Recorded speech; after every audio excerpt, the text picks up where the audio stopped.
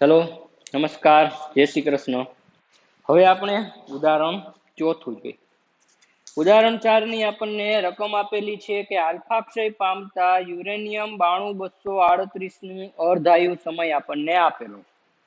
શું થાય છે તો કે આલ્ફા ક્ષય પામે છે અને શું આપેલું છે? યુરેનિયમ 92238, જેનો આપણને અર્ધાયુ સમય આપેલો. અર્ધાયુ એટલે T1 જે સમય છે 4.5 ગુણ્યા 10⁹ યરમાં આપેલો છે આપણને. તો પેલા આપણે આને કન્વર્ટ કરી નાખી સેકન્ડમાં. તો 4.5 ગુણ્યા 10⁹ યરમાંથી ડેમાં જઈશું 365. આ ડેમાં કન્વર્ટ થઈ ગયા. ડેમાંથી જતા રહીએ કલાકમાં, મિનિટમાં અને સેકન્ડમાં. જેનું આપણે કેલ્ક્યુલેશન કરી એટલે આપણને મળે છે 1.42 ગુણ્યા 10⁻17 સેકન્ડ, જે આપણને અર્ધાયુ સમય મળે.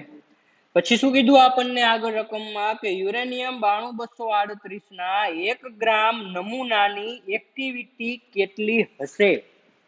કેટલા ગ્રામની? તો કે 1 ગ્રામ નમૂનાની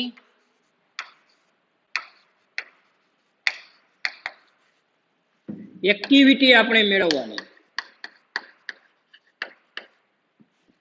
એક્ટિવિટીને આપણે R વડે દર્શાવી આપણે મેળવવાની થઈ એક્ટિવિટી.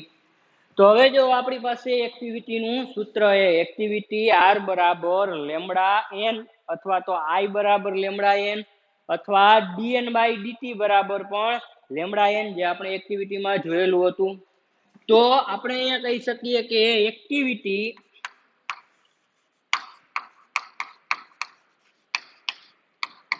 R બરાબર લેમ્બડા n, આને કહી દઉં સમીકરણ 1. જો મને લેમ્બડા મળી જાય અને n મળી જાય તો આપણને એક્ટિવિટી મળી જશે. n એટલે ન્યુક્લિયસોની સંખ્યા. તો આજે ન્યુક્લિયસની સંખ્યા જે છે આપણે અહીંયાથી મેળવશું. આપણને યુરેનિયમ આપેલું છે 92238. તો આપણે એમ કહી શકીએ કે 238 ગ્રામ યુરેનિયમમાં રહેલા ન્યુક્લિયસની સંખ્યા એવોગેડ્રો અંક જેટલી હોય. તો 1 ગ્રામ નમૂનામાં રહેલા ન્યુક્લિયસોની સંખ્યા કેટલી? એટલે અહીંયાથી આપણને ન્યુક્લિયસોની સંખ્યા મળી જશે. અને આપણને આપેલો છે અર્ધાયુ સમય.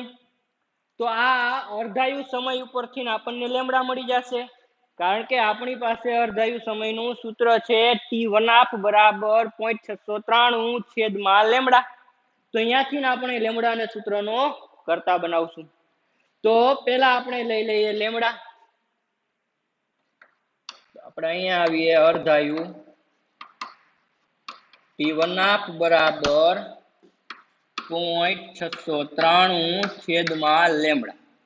તો તેથી લેમ્બડા બરાબર 0.693 T1.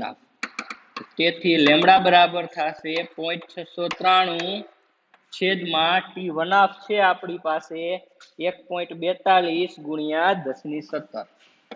1.42 ગુણ્યા 10⁻17, જેનું આપણે કેલ્ક્યુલેશન કરશું એટલે આપણને લેમ્બડા મળશે 4.9 ગુણ્યા 10⁻18, જેનો એકમ થશે સેકન્ડ ઇન્વર્સ. આ લેમ્બડા મળી ગયા. હવે મેળવીએ ન્યુક્લિયસની સંખ્યા. તો આપણે ત્રિરાશિ મૂકીએ. હમણાં વાત થઈ પ્રમાણે કે 238 ગ્રામ યુરેનિયમમાં રહેલા ન્યુક્લિયસની સંખ્યા તો કે એવોગેડ્રો અંક જેટલી. તો આપણને કેટલું ગ્રામ આપેલું છે એક્ટિવિટી મેળવવાની? 1 ગ્રામની. તો 1 ગ્રામ નમૂનામાં રહેલા ન્યુક્લિયસોની સંખ્યા કેટલી? તો ત્રિરાશિ આપણે મૂકીએ કે 238 ગ્રામ યુરેનિયમમાં રહેલા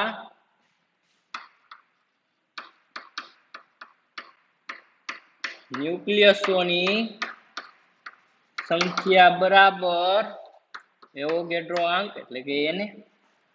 તેથી આપણી પાસે છે 1 ગ્રામ નમૂનો.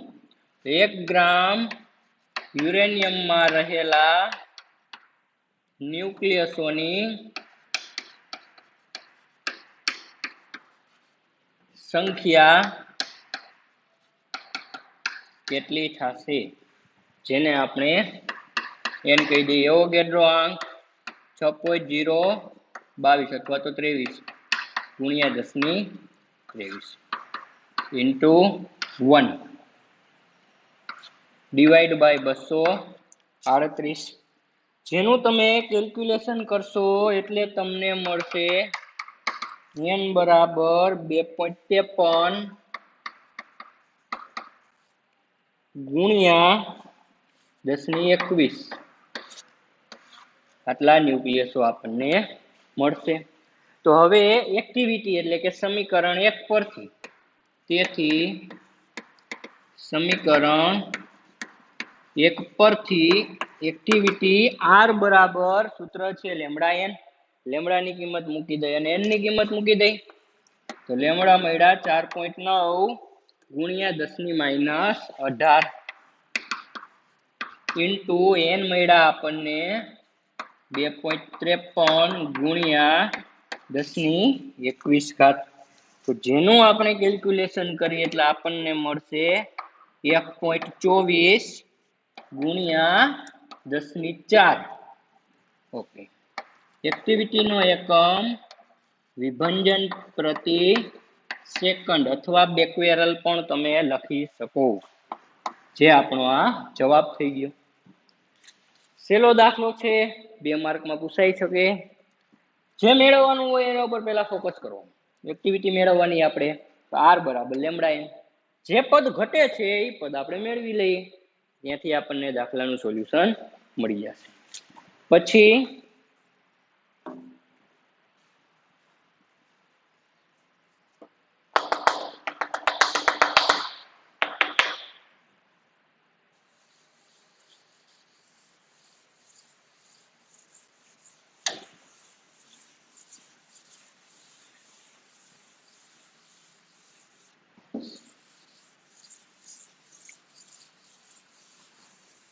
નેક્સ્ટ જોઈએ આપણે હવે દાખલો 5મો, ઉદાહરણ 5.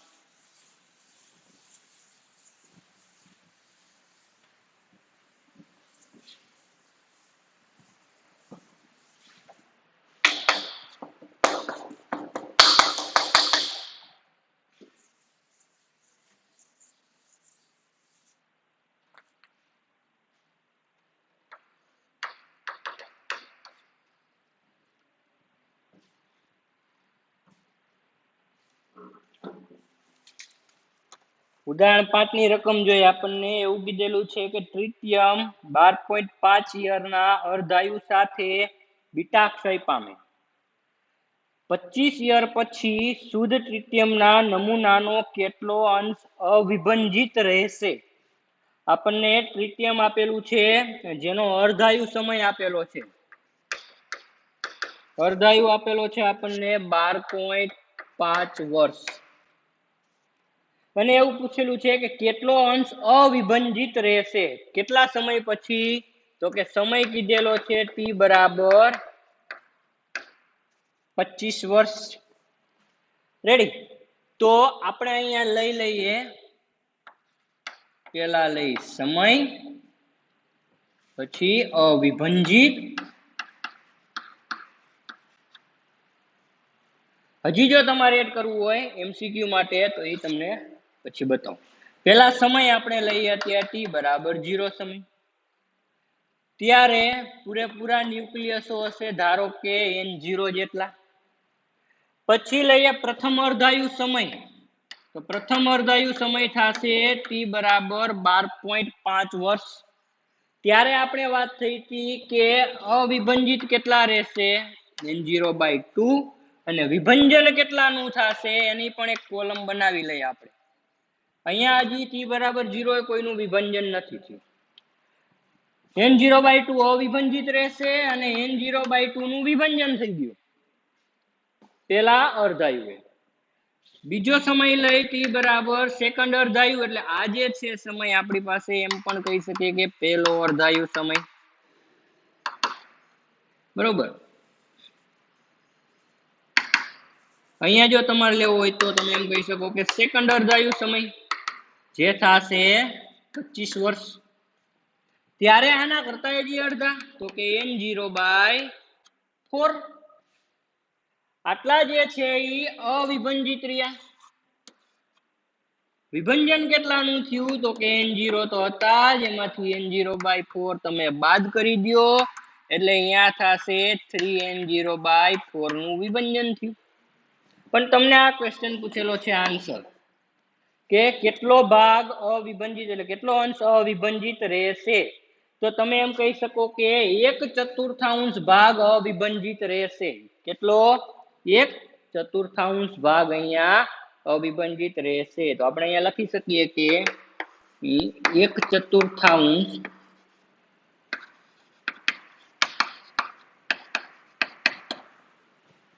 ભાગ અવિભંજિત રહેશે. અને જો એમ પૂછે કે કેટલો ભાગ વિભંજિત થયો હશે તો તમે કહી શકો કે 3/4 ભાગ વિભંજિત થયેલો હશે. આ 1 માર્કમાં આવી રીતે તમને MCQ સ્વરૂપે પણ પૂછાઈ શકે.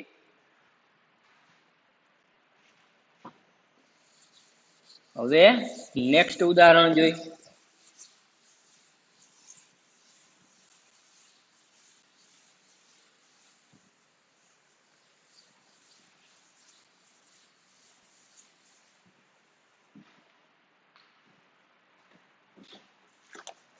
ઉદાહરણ 6.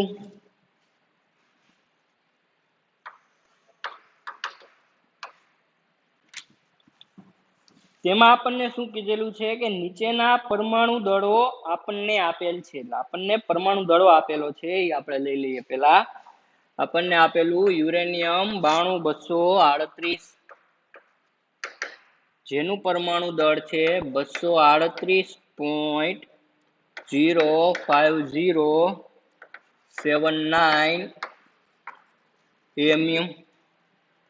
પછી આપણને એક આપેલું છે થોરિયમ 90234 જેનું આપણને દળ આપેલું છે 234.04363 mu. પછી આપણને આપેલું છે પ્લુટોનિયમ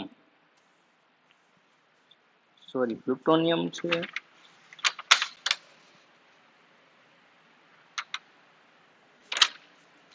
ઓકે, પ્રોટેક્ટેનિયમ આપેલું છે જેનું આપણને દળ આપેલું છે 91,237 જેનું દળ છે 237.05121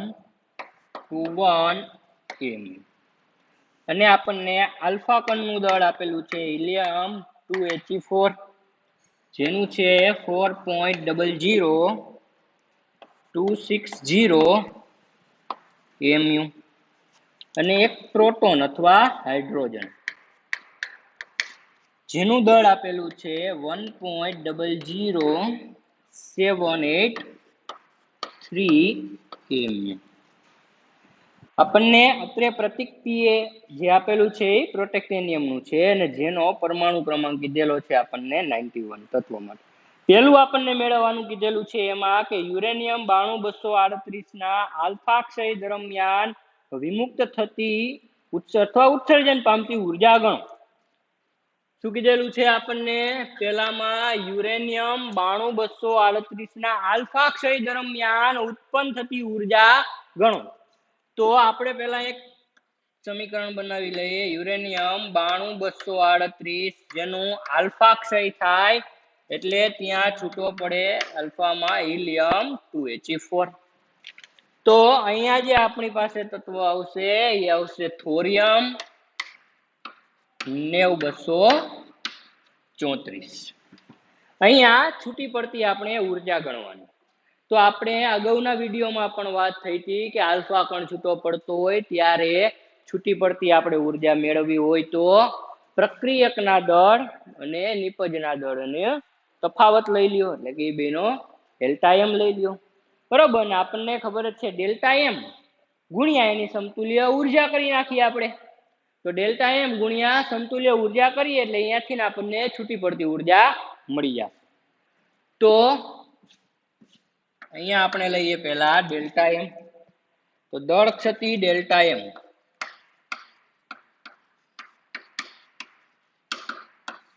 is equal to mass of uranium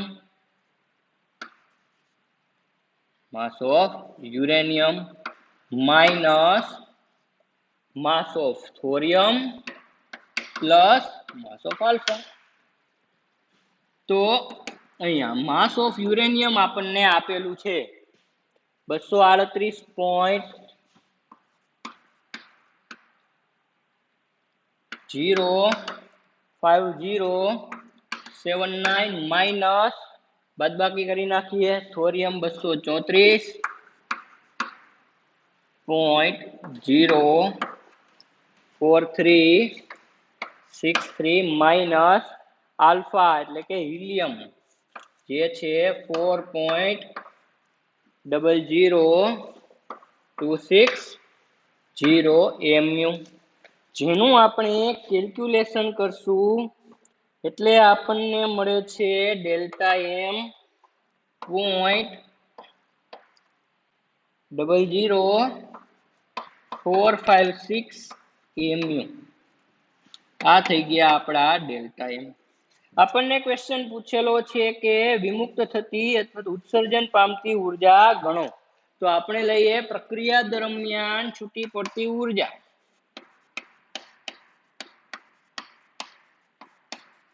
પ્રક્રિયા દરમિયાન છૂટી પડતી ઉર્જા Q બરાબર ડેલ્ટા એમ ગુણ્યા સમતુલ્ય ઉર્જા. જે આપણે બંધન ઉર્જામાં કરતા હતા એ જ પ્રમાણે થાય. તો ડેલ્ટા એમ છે આપણી પાસે 0.00456 ઇન્ટુ સમતુલ્ય ઉર્જા છે આપણી પાસે 931.5 મિલિયન ઇલેક્ટ્રોન વોલ્ટ, જે આપણે આગળ વાત થયેલી હતી. તો જેનું આપણે કેલ્ક્યુલેશન કરીએ એટલે આપણને Q મળે છે 4.25 મિલિયન ઇલેક્ટ્રોન વોલ્ટ. એટલે આટલી ઉર્જા ત્યારે છૂટી પડશે. 4.25 મિલિયન ઇલેક્ટ્રોન વોલ્ટ જેટલી ઉર્જા અહીંયાથી છૂટી પડશે પહેલામાં. પછી આપણને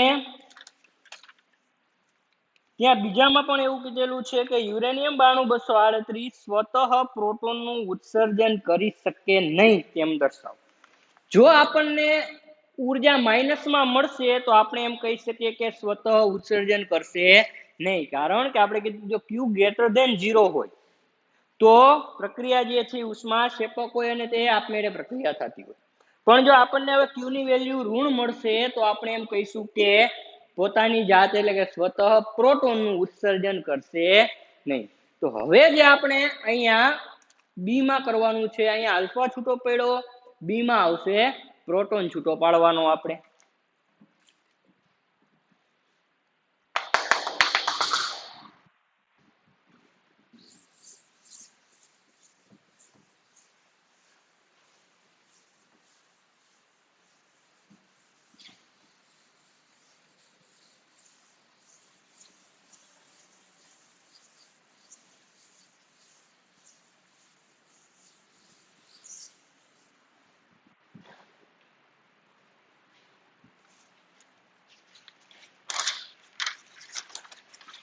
તો આપણને કીધેલું હે યુરેનિયમ 92238 સ્વતઃ પ્રોટોનનું ઉત્સર્જન કરશે નહીં તેવું આપણે દર્શાવવાનું. તો પેલા અહીંયા યુરેનિયમ માંથી એક પ્રોટોનને આપણે છૂટો પાડી. યુરેનિયમ 92238 એક પ્રોટોનનું ઉત્સર્જન કરે એટલે કે અહીંયા છૂટું પડ્યો પ્રોટોન H1 માં. તો જ્યાં આપણી પાસે મળશે ટેટનિયમ 91 આપણને અહીંયા બધાના દળ આપેલા છે. એ જ પ્રમાણે અહીં આપણે દળ ક્ષતિ મેળવીએ. દળ ક્ષતિ delta M is equal to mass of uranium minus mass of Pa plus mass of hydrogen અથવા તો mass of uranium 238.05079 minus 237.05121 37.05121 minus 1.00783 તો જેનું આપણે કેલ્ક્યુલેશન કરીએ તો ત્યાંથી ને આપણને ડેલ્ટા એમ જે મળે છે એ મળે છે માઇનસ 0.00825 એમયુ આજે આપણને અહીંયા ડેલ્ટા એમ મળ્યા તો અહીં છૂટી પડતી ઉર્જા આપણે મેળવી લઈએ એ જ પ્રમાણે જે આપણે આગળ કરેલું હતું પ્રક્રિયા દરમિયાન છૂટી પડતી ઉર્જા Q બરાબર ડેલ્ટા એમ ગુણ્યા સમતુલ્ય ઉર્જા તો અહીંયા આપણે ડેલ્ટા એમ ગુણ્યા સમતુલ્ય ઉર્જા એ પ્રમાણે તો કે ડેલ્ટા એમ છે આપણી પાસે minus 0.00825 into 931.5 million electron volt તો જેનું આપણે કેલ્ક્યુલેશન કરીએ એટલે આપણને અહીંયા મળશે માઇનસ 7.68 મિલિયન ઇલેક્ટ્રોન વોલ્ટ આજે આપણને ક્યુ મળ્યા અહીં જો જે આપણને ઉર્જા જે મળે છે એ કેવી મળી ઋણ ઉર્જા મળે તો આપણે એ કહી શકીએ કે અહીં ક્યુ ની વેલ્યુ 0 કરતા ઓછી છે એટલે સ્વતઃ પ્રોટોનનું ઉત્સર્જન કરશે નહીં તો આ નીચે જે લાઈન લખવી પડે એ લખજો નહીતર એનો અડધો માર્ક કપાઈ જાય અહીં ક્યુ લેસ ધેન 0 હોવાથી સ્વતઃ પ્રોટોનનું ઉત્સર્જન થશે નહીં આપણે દર્શાવવાનું હોય જે આપણે અહીંયા દર્શાવી દીધું માઇનસમાં મળ્યું એટલે આપણે એમ કહી શકશું કે સ્વતઃ પ્રોટોનનું ઉત્સર્જન થશે નહીં જો આપણને આ વેલ્યુ પ્લસમાં મળેલી હોત તો આપણે એમ કહી શકીએ કે સ્વતઃ ઉત્સર્જન થાય બરોબર હવે નેક્સ્ટ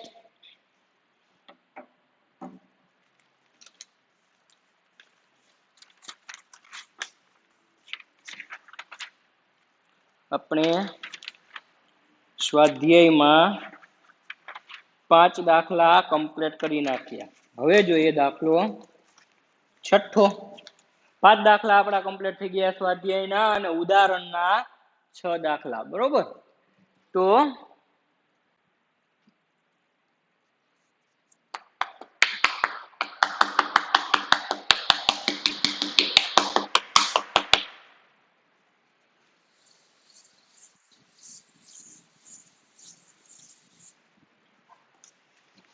હવે જો સ્વાધ્યાયનો દાખલો છઠ્ઠો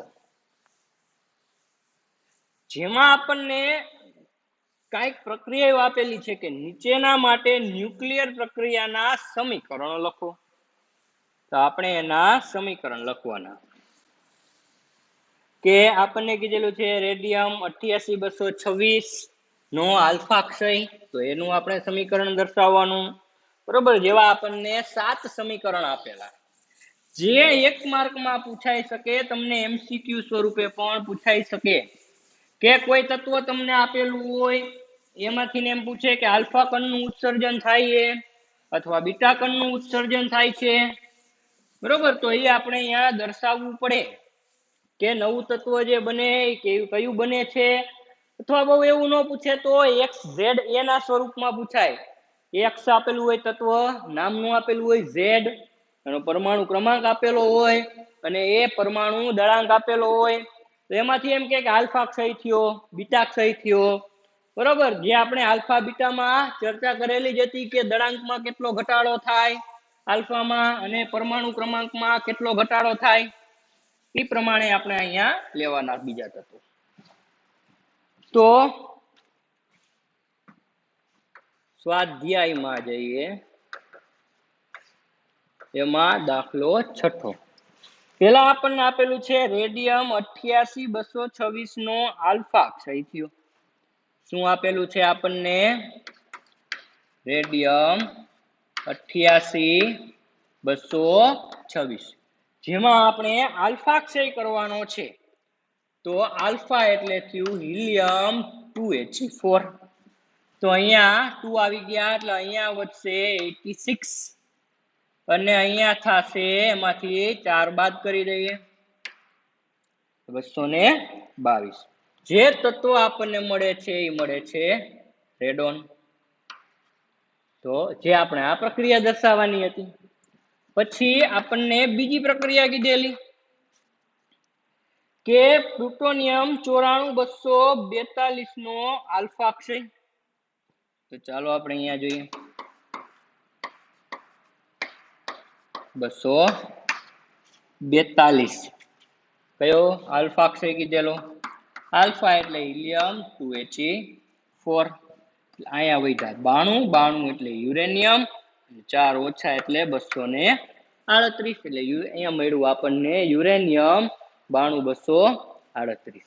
પછી ત્રીજી પ્રક્રિયા જોઈએ આપણે. ત્રીજીમાં કીધેલું છે આપણને phosphorus 1532.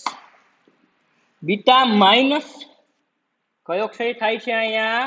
Beta minus. Beta minus એટલે આપણે વાત થઈ હતી ઇલેક્ટ્રોન, અને તેની સાથે છૂટો પડે એન્ટી ન્યુટ્રિનો, જે આપણે દર્શાવી દીધા. અહીંયા જો -1 છે તો આપણને એટલી ખબર પડે કે અહીંયા થાય 16. બીટા માઇનસમાં દળાંક જે છે એક વધે, આપણે એ પ્રમાણે પણ તમે યાદ રાખી શકો. અને સોરી, પરમાણુ ક્રમાંક એક વધે, દળાંકમાં કાંઈ ફેરફાર થાય નહીં. તો અહીંયા વધ્યું સલ્ફર 1632. 16 માંથી 1 ગયા એટલે 15, બરોબર. અહીંયા જો 92 ને 2 94, 86 ને 2 88, આ પ્રમાણે તમે કરી શકો.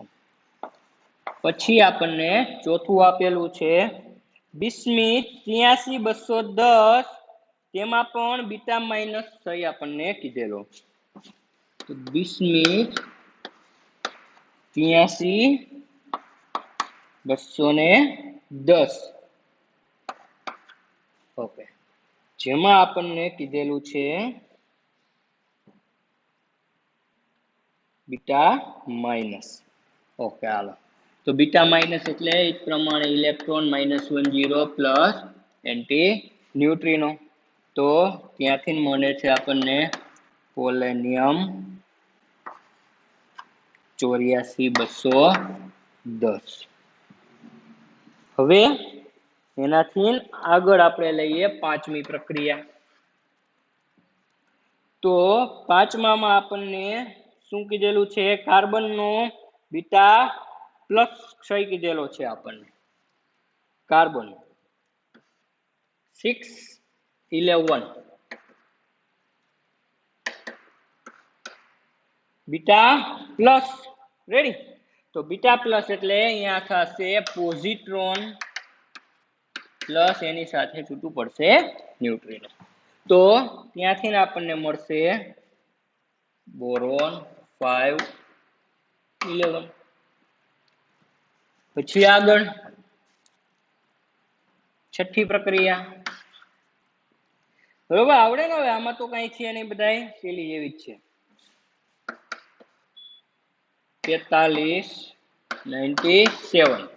જે આપણને શું કીધેલું છે? Beta plus. તો અહીંયા બીટા પ્લસ એટલે એ પ્રમાણે +10 પ્લસ ન્યુટ્રિનો, ત્યાંથી આપણને મળે છે મોલેબિનિયમ 4297. પછી સાતમી પ્રક્રિયા, જેમાં આપણને કીધેલું છે ઝેનોનનું ઇલેક્ટ્રોન કેપ્ચર.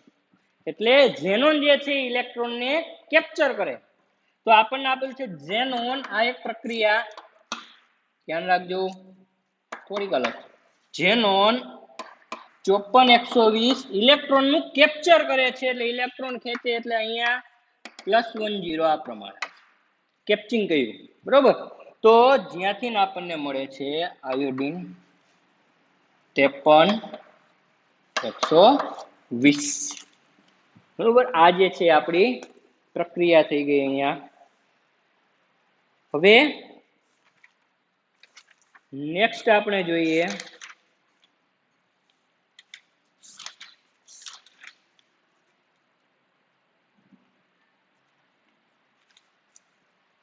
દાખલા નંબર 7.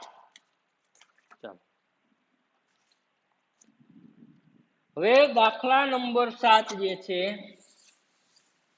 એ પણ આઈએમપી દાખલો છે, અને આ બધા જે રહ્યા પ્રક્રિયા કોઈ તમને 1 માર્કમાં એમસીક્યુ સ્વરૂપે આવી રીતે પૂછાઈ શકે, અથવા દાખલા સ્વરૂપે પૂછ્યું તો પણ બધી પ્રક્રિયાઓ મુકાઈ શકે.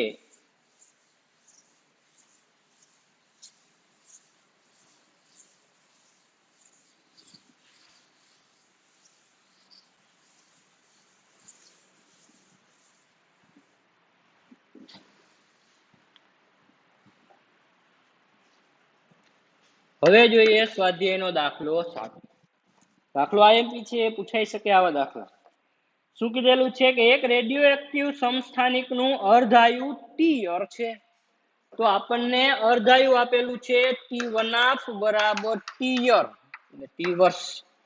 ચાલો આગળ, તેની એક્ટિવિટી મૂળ એક્ટિવિટીના પહેલા કીધેલું છે 3.125%, અને પછી બીજું કીધેલું છે 1% થવા માટે કેટલો સમય લાગશે.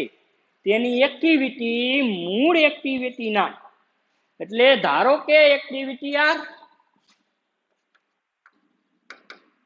ધારો કે ટી સમયે આપણે એક્ટિવિટી ધારી લઈએ આર છે, તથા મૂળ એક્ટિવિટી એટલે પ્રારંભિક એક્ટિવિટી, તથા મૂળ એક્ટિવિટી અથવા તમે કહી શકો પ્રારંભિક એક્ટિવિટી R0 છે, આપણે એવું ધારીએ. તો આપણને પહેલા એવું પૂછેલું છે કે તેની એક્ટિવિટી મૂળ એક્ટિવિટીના 3.125%, તેની એક્ટિવિટી R જે છે એ મૂળ એક્ટિવિટીના એટલે કે R0 ના 3.125% થવા માટે કેટલો સમય લાગશે, આવું આપણને પૂછેલું. તો આપણી પાસે ચરઘાતાંકીય નિયમમાં આપણે વાત થયેલી હતી, આ સમીકરણ તારવું હતું n બરાબર n0 e - λt. આજે સમીકરણની તારવણી કરી ત્યારે આપણે એવી વાત થયેલી હતી કે આ જે સમીકરણ તમે એક્ટિવિટી માટે પણ લઈ શકો, r બરાબર r0 e - λt, અથવા તમે દળ માટે પણ લઈ શકો. તો જો r0 ને તમે છેદમાં જવા દો તો આવું પણ થઈ શકે ને, r/r0 is equal to અથવા લઈ આપો n/n0 is equal to e - λt. આ સમીકરણ તમે આ પ્રમાણે પણ લખી શકવાના. તો આપણે અહીંયા જે આપણને મળે તો આપણે એમ લખી શકીએ કે r ના છેદમાં r0 બરાબર 3.125%, આના જેમ. તો તેથી આપણે એમ કહી શકીએ અહીંયા પર્સન્ટેજમાં છે, તો r ના છેદમાં r0 is equal to 3.125 divided by 100, કે અહીંયા જે તમે કરશો એટલે તમને મળે છે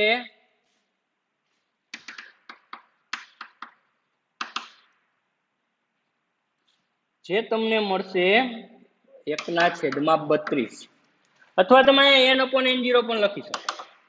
તો અહીંયા આવું થાય r/r0, તો n/n0 લખો તો પણ કાંઈ વાંધો નથી હો. n/n0 સંખ્યા બતાવે અને r એક્ટિવિટી બતાવે, તો અહીંયા થશે 1/2 ની 5 ઘાત એટલે 32 થઈ ગયા. જેનું કેલ્ક્યુલેશન કરશો તમને આવું મળશે, 1/32 કરશો ને એટલે તમને આ પ્રમાણે મળશે. તો આપણે અહીં કર્યા 1/2 ની 5 ઘાત. એટલે આપણને એટલી ખબર પડી. આથી કહી શકાય કે મેં તમને કીધેલું હતું, આપણે આગળ વાત થઈ હતી કે n/n0 અથવા r/r0, આપણે એવી વાત થઈ હતી કે આ જે સમીકરણ તમને ક્યાંય બુકમાં આપેલું નથી, 1/2n આ સમીકરણ લીધેલું હતું. જ્યાં મેં તમને n ની વાત કરેલી હતી કે જ્યાં સમય, બરોબર, જે આપણે t ઉપરથી જવું હોય તો n બરાબર શું થાય, તો કે આપેલ સમય છેદમાં અર્ધાયુ સમય. તમે આમ લઈ શકો, આપણે જોઈ છે સમય, તો આપણી પાસે સમીકરણ છે t બરાબર n ઇન્ટુ t1/2. મેં તમને આ સમીકરણ લખીને આપેલું હતું ડાયરેક્ટ, અને એક આ સમીકરણ મેં તમને ડાયરેક્ટ કીધેલું હતું કે આ સમીકરણ આ પ્રમાણે આવે, જે તમારા ટેક્સ્ટ બુકમાં નથી આપેલું. તો જો તમે એમ કહી શકો આથી n બરાબર 5, તો તેથી સમય t બરાબર શું થશે, n ઇન્ટુ t1/2. n છે 5 અને t1/2 છે આપણી પાસે t યર, એટલે સમય થયો આપણી પાસે 5 t યર. આ આપણો જવાબ થશે. અહીંયા આ પ્રમાણે તમે આનું કેલ્ક્યુલેશન કરી શકો. હવે અહીંયા જો એક્ટિવિટીની જરૂર હોય તો એક્ટિવિટી રાખી શકો, સંખ્યાની જરૂર હોય તમે સંખ્યા લઈ શકો n, બરોબર. હવે બી આપણને આગળ શું કીધેલું છે, બીમાં કે 1% થવા માટે કેટલો સમય લાગે. અહીંયા આપણે આજે 3.125 છે એની જગ્યાએ હવે કીધેલું છે 1%.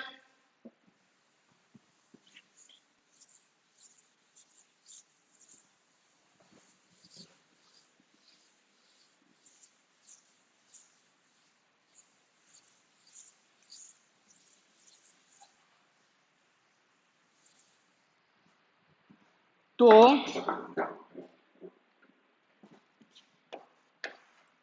બી માં લઈએ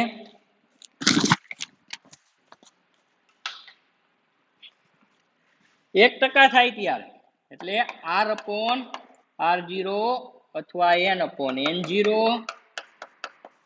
ઇઝ ઇક્વલ ટુ 1%.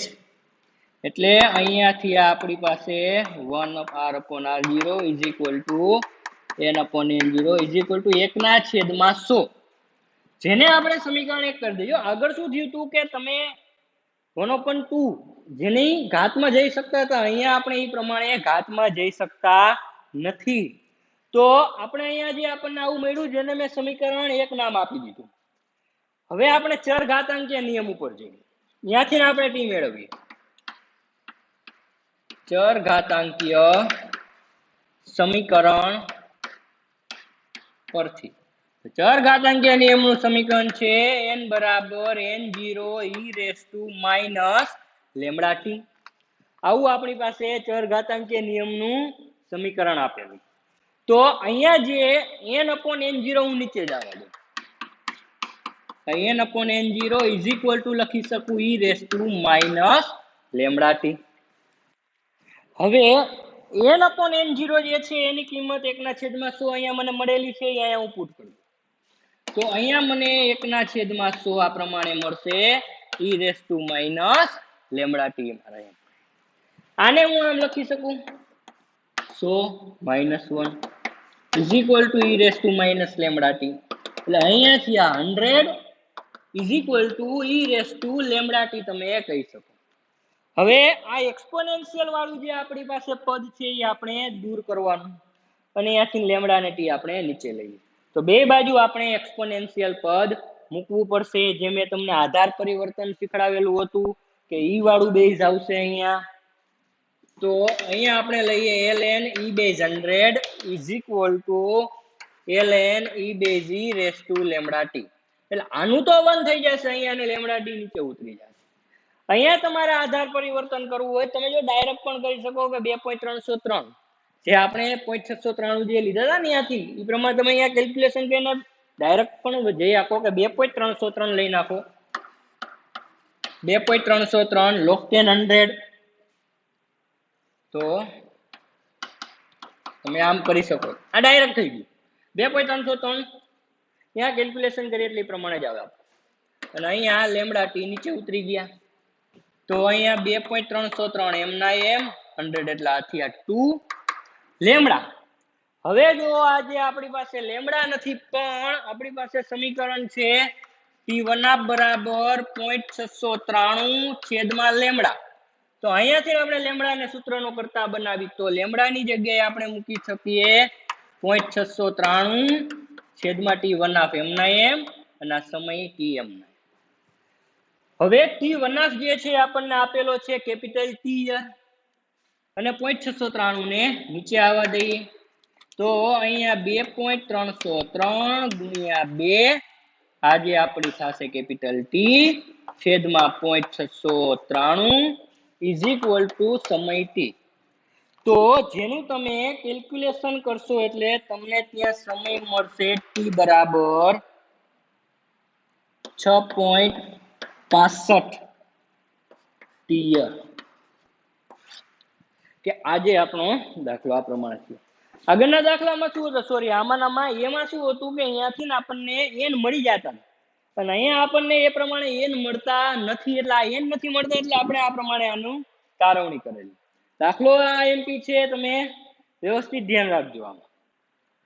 પછી નેક્સ્ટ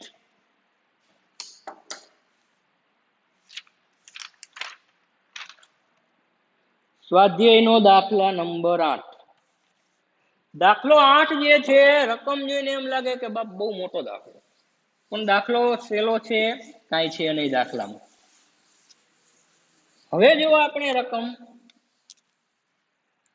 કહું અહીંયા અંડરલાઈન કરીને રાખજો. રકમમાં આપણને એવું કીધેલું કાર્બન ધરાવતા સજીવ દ્રવ્યની સામાન્ય એક્ટિવિટી કાર્બનના દર ગ્રામ દીઠ દર મિનિટે 15 વિભંજન થાય છે. ત્યાં અંડરલાઈન કરી નાખજો કે એક્ટિવિટી કાર્બનના દર ગ્રામ દીઠ દર મિનિટે 15 વિભંજન થાય છે. એટલે આપણને પ્રત્યેક ગ્રામ દીઠ પ્રત્યેક મિનિટે 15 વિભંજન આપી દીધું. એટલે આપણને અહીંયા એક્ટિવિટી આપેલી છે, પ્રારંભિક એક્ટિવિટી થઈ આપણી આ કે 15 વિભંજન પ્રતિ મિનિટ. કેમ કે હજી આપણને એક એક્ટિવિટી આગળ આપશે જે આપણી અંતિમ એક્ટિવિટી થશે. તો એક આની નીચે અંડરલાઈન કરી નાખજો. પછી આગળ આપણે જોઈએ કે આ એક્ટિવિટી સ્થાયી કાર્બન સમસ્થાનિક 612 સાથે થોડા પ્રમાણમાં હાજર રહેલો રેડિયો એક્ટિવ કાર્બન 614 ને લીધે છે. હવે આગળ રકમમાં એવું કીધેલું કે જ્યારે સજીવ મૃત્યુ પામે ત્યારે તેની વાતાવરણ સાથેની આંતરક્રિયા બંધ થઈ જાય અને તેની એક્ટિવિટી હવે ઘટવાની શરૂ થાય. તો કાર્બન 614 ના જાણીતો અર્ધાયુ, એટલે આપણને અહીંયા અર્ધાયુ સમય આપેલો છે 5730 વર્ષ અને તેની એક્ટિવિટી પુરાતત્વ વિદ્યામાં અને તે એક્ટિવિટીના માપેલ મૂલ્ય પરથી તે નમૂનાની ઉંમરનો લગભગ અંદાજ આપણે મેળવી શકીએ. એટલે આપણે અહીંયા સમય મેળવવાનો છે અંદાજ.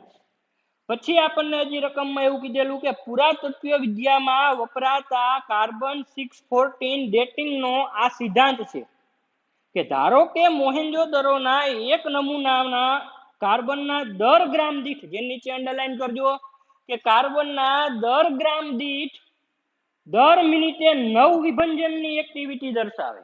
તો આ તમને બીજી એક્ટિવિટી આપેલી છે કે 9 વિભંજન પ્રતિ મિનિટ, જે આપણી અંતિમ એક્ટિવિટી થઈ.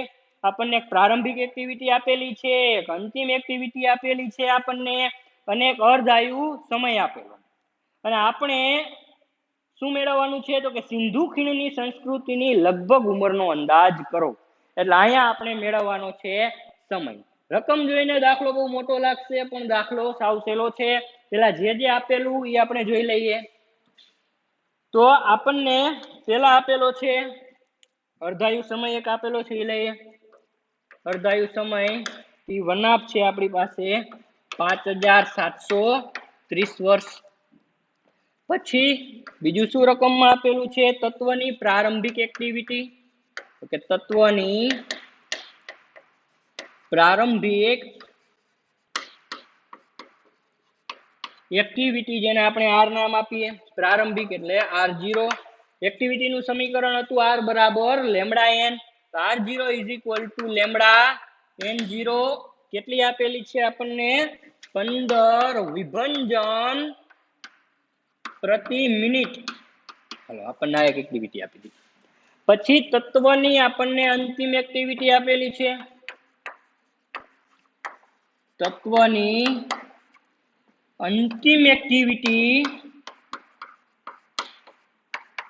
r બરાબર લેમડા n, જે આપણને આપેલી છે 9 વિભંજન પ્રતિ મિનિટ. હવે આપણે મેળવવાનો છે સમય. તો હવે જો આપણે આ બે સમીકરણ છે આપણી પાસે, એનો આપણે ગુણોત્તર લઈશું. કેમ કે r upon r0 આપણને અહીંયાથી મળી જાય કે 9/15, જેની આપણે અહીંયા જરૂરિયાત ઊભી થશે. તો આપણે તે અહીંયા લઈ લઈએ. કેમ કે એક્ટિવિટી નું આપણી પાસે સમીકરણ છે જ ચર ઘાતાંકીય નિયમ અનુસાર. ચર ઘાતાંકીય નિયમ r is equal to r0 e raised to minus lambda t. આ સમીકરણ છે આપણી પાસે. r0 નીચે જવા દઉં તો અહીંયા થઈ ગયું r upon r0 is equal to e raised to minus lambda t.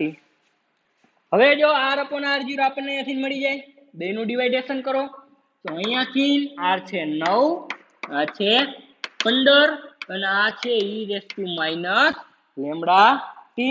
આપણને આવું આપણી પાસે છે એટલે 9/15 એમ કરો, અથવા તો આમ જ કરી નાખીએ 15/9 એટલે આ માઇનસ પદ ડિગ્લેટ થઈ જશે. તો તેથી અહીંયા થશે 15/9 e raised to lambda t. 15/9 કરશો એટલે તમને મળશે 1.66 is equal to e raised to lambda t. હવે પાછું એક્સપોનેન્શિયલ પદ છે જેને આપણે કન્વર્ટ કરવું પડશે. તો એ જ પ્રમાણે હવે લઈ લઈએ 2.303 log 10 1.66 is equal to exponential પદ અહીંયાથી દૂર થઈ જશે એટલે લેમ્બડા t નીચે આવી. હવે જેનો આપણે લોગ જોશું અહીંયા, એટલે જે લોગ આપણને મળશે